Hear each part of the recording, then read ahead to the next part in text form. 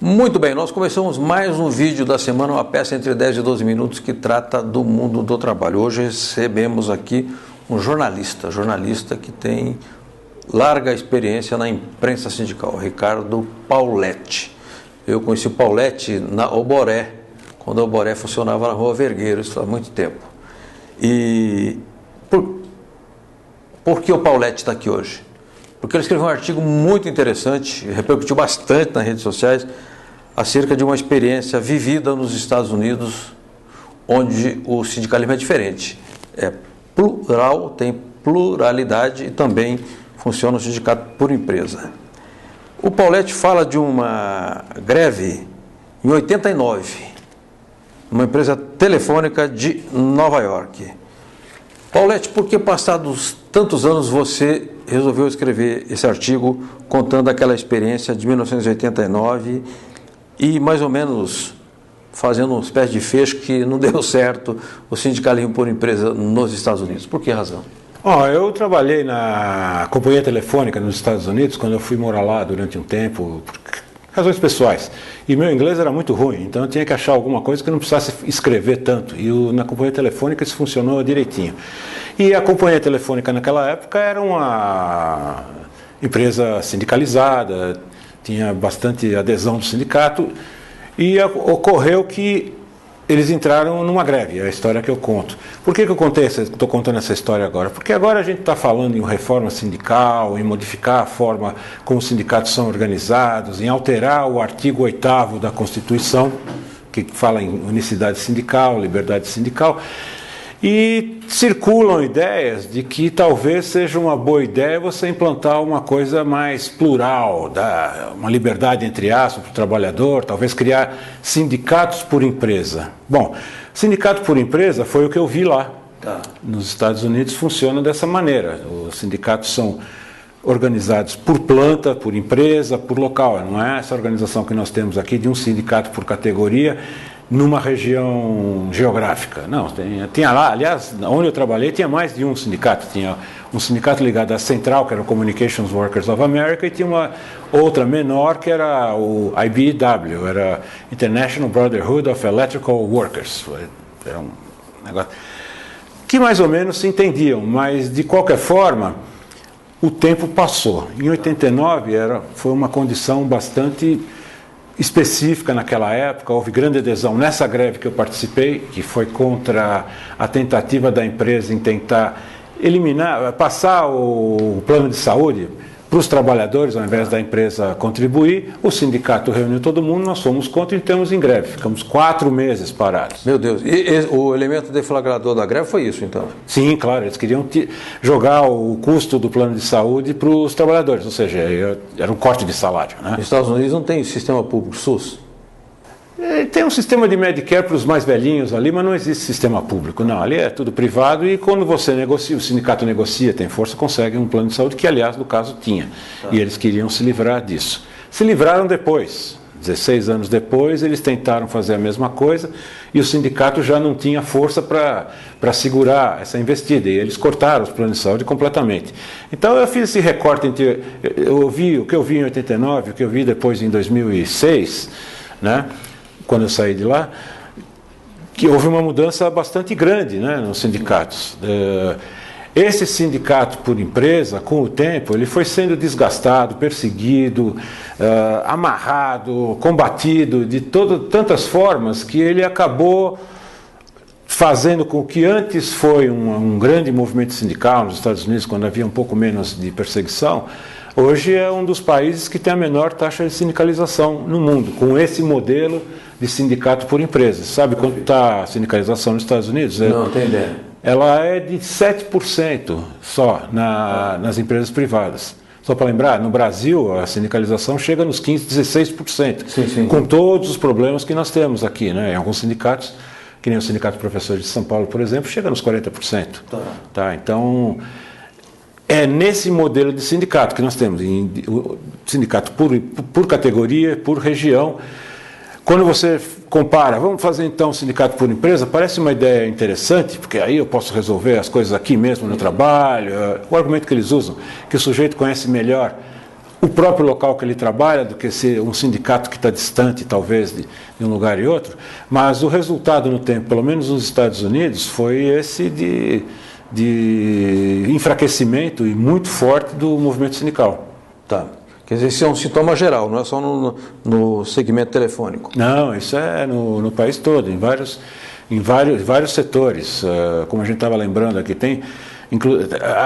o cerceamento ele acontece de várias maneiras, desde estados como o Tennessee, por exemplo, que a gente estava conversando sobre isso. No Tennessee, eles passaram uma lei estadual de que não se organiza sindicato por lá. Por quê? Eles querem atrair empresas com essa liberdade de poder operar sem ter o sindicato para ficar querendo negociar alguma coisa. Ou seja, há um estado lá na América do Norte, Estados Unidos da América do Norte, em que não pode haver sindicato mais.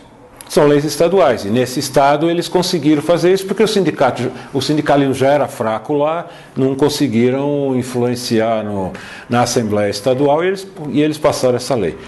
Por outro lado, a própria Suprema Corte americana tem derrotado os sindicatos em vários casos de reclamações, por exemplo, de sindicatos que acham que estão sendo cerceados quando eles vão fazer panfletagem, algum trabalho junto na própria empresa.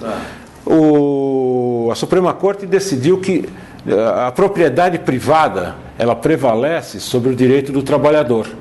Então, no ambiente da propriedade privada da empresa, seja nos corredores, nos halls, jardins, tal, até a calçada, o dono da empresa decide o que pode e o que não pode fazer. Então você não pode panfletar ali na calçada, no portão, na frente dessa empresa.